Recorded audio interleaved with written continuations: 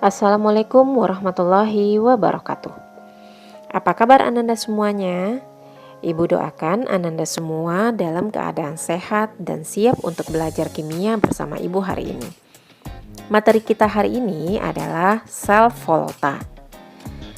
Sel volta lahir dari gagasan ilmuwan kebangsaan Italia, yaitu Alessandro Giuseppe Volta dan Luigini Galvani.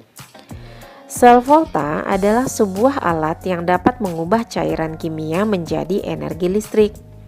Alat ini dikenal dengan istilah sel elektrokimia.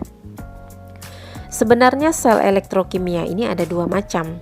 Yang pertama sel volta dan yang kedua sel elektrolisis. Nah, pada kesempatan ini yang akan kita bahas terlebih dahulu adalah sel volta. Nah, Ananda semuanya, coba Ananda perhatikan gambar yang Ibu tampilkan ini. Gambar ini adalah gambar susunan dari sel volta. Pada gambar, kita lihat bahwa sel volta terdiri dari 4 bagian. Yang pertama adalah voltmeter. Voltmeter merupakan komponen yang berfungsi menentukan besarnya potensial listrik atau tegangan listrik yang dihasilkan.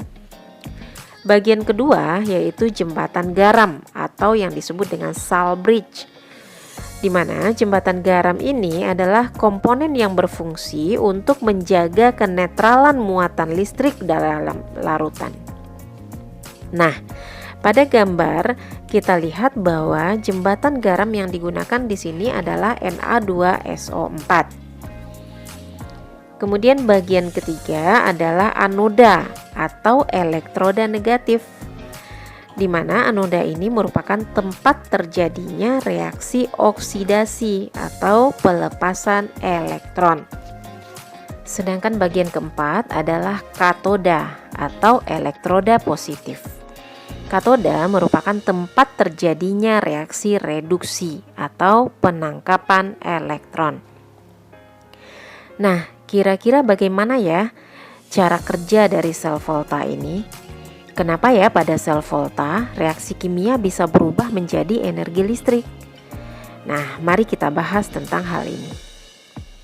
Coba Anda perhatikan lagi gambar sel volta ini kembali.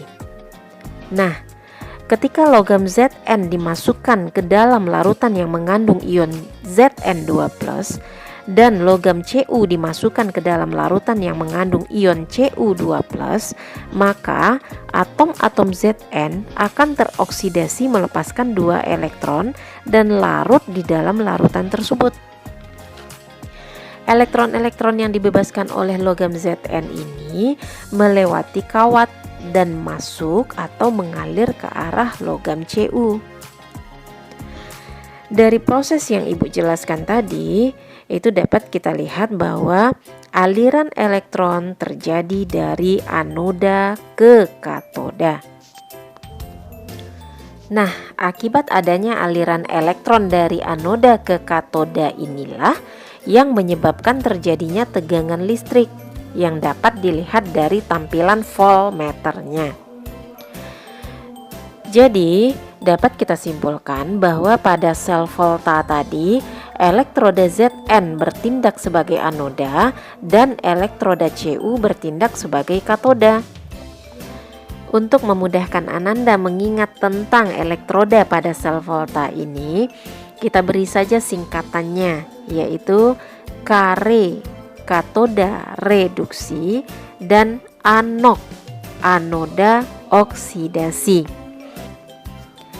Nah, sekarang kita masuk ke potensial sel. Sebagaimana yang Ibu jelaskan tadi, bahwa pada sel volta terjadi perpindahan elektron dari anoda ke katoda. Perpindahan elektron tersebut terjadi karena adanya potensial sel atau dalam fisika biasa disebut dengan GGL atau gaya gerak listrik. Lambang potensial sel ini adalah E sel. Biasanya potensial sel ini diukur pada keadaan standar, yaitu pada suhu 25 derajat Celcius dan tekanan 1 atm. Untuk potensial sel standar ini dilambangkan dengan E0 sel. Bagaimana cara kita menentukan potensial sel suatu sel volta? Caranya adalah dengan menghitung selisih nilai potensial di katoda dan anoda.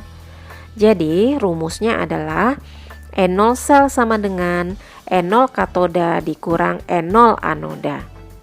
Syaratnya E0 katoda harus lebih besar dari E0 anoda, sehingga reaksinya akan berlangsung spontan. Artinya E0 sel akan bertanda positif. Kapan reaksi dikatakan spontan dan tidak spontan? Suatu reaksi dikatakan spontan apabila E0 selnya bertanda positif atau E0 katoda lebih besar daripada E0 anoda. Sebaliknya, suatu reaksi dikatakan tidak spontan apabila E0 selnya bertanda negatif atau E0 katodanya lebih kecil daripada E0 anoda. Kemudian kita masuk ke notasi sel volta. Apa itu notasi sel volta? Notasi sel volta digunakan untuk menggambarkan rangkaian sel volta dan reaksi redoks yang berlangsung di dalamnya. Secara umum, penulisan notasi sel volta ini menurut IUPAC adalah sebagai berikut.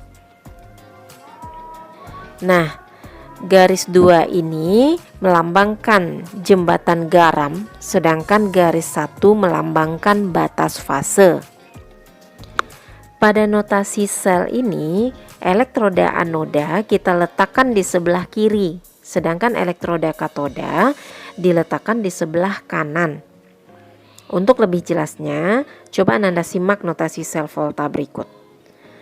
Contoh yang Ibu berikan ini adalah sel volta yang kita bahas tadi, di mana pada anoda terjadi reaksi Zn menghasilkan Zn plus 2 ditambah 2 elektron, sedangkan pada katoda terjadi reaksi Cu plus 2 ditambah 2 elektron menghasilkan Cu, sehingga reaksi selnya Zn ditambah Cu2 plus menghasilkan Cu ditambah Zn2 plus. Untuk reaksi sel volta yang ini dapat kita buat notasi selnya sebagai berikut. Zn terus garis 1, Zn plus 2, garis 2, Cu plus 2, garis 1, Cu. Kenapa Zn kita letakkan di sebelah kiri dan Cu diletakkan di sebelah kanan? Karena Zn bertindak sebagai anoda sedangkan Cu bertindak sebagai katoda. Nah, sekarang kita masuk pada contoh soal kedua. Bunyi soalnya begini. Diketahui potensial elektroda perak dan tembaga sebagai berikut. Ag plus ditambah elektron menghasilkan Ag. Potensialnya plus 0,80 volt. Cu2 plus ditambah 2 elektron menghasilkan Cu, potensialnya plus 0,34 volt. Pertanyaannya, yang A, tulislah diagram atau notasi sel volta yang dapat disusun dari kedua elektroda tersebut. Pertanyaan B, tentukan potensial standar dari sel tersebut. Dan yang C, tulis pula reaksi selnya. Nah, Ananda semuanya, mari kita bahas soal tersebut. Untuk pertanyaan A, yang ditanya adalah diagram atau notasi sel. Langkah pertama, kita harus menentukan yang mana katodanya dan yang mana anodanya. Ananda masih ingat kan tadi Ibu sudah bilang bahwa yang merupakan katoda adalah reaksi yang memiliki potensial yang lebih besar. Coba Ananda perhatikan dari soal ini. Kira-kira yang manakah katodanya? Ya, benar.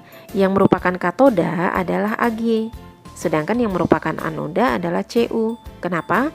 Karena potensial elektroda Ag lebih besar daripada potensial elektroda Cu. Sehingga dapat kita tulis notasi sel voltanya adalah seperti ini.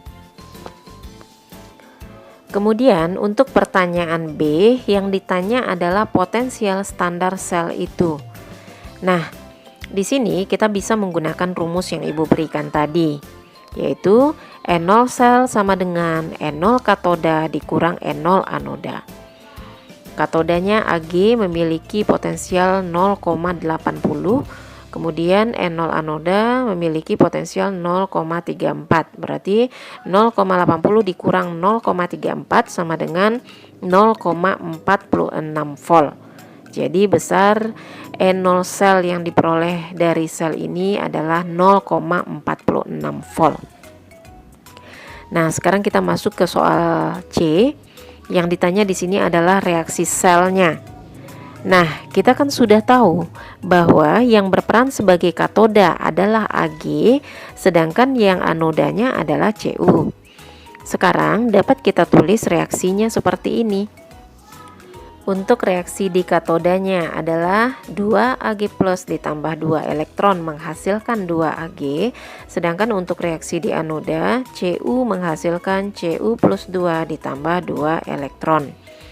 Nah, di sini nampak oleh kalian bahwa pada reaksi Ag Ibu kalikan 2 tujuannya adalah agar elektron di katoda dan anoda bisa dihilangkan, sehingga didapatlah reaksi selnya Cu ditambah 2 Ag plus menghasilkan Cu plus 2 ditambah 2 Ag, di mana N0 selnya adalah 0,46 volt. Nah, mungkin itu saja dulu pelajaran kita hari ini. Semoga bermanfaat. Assalamualaikum warahmatullahi wabarakatuh.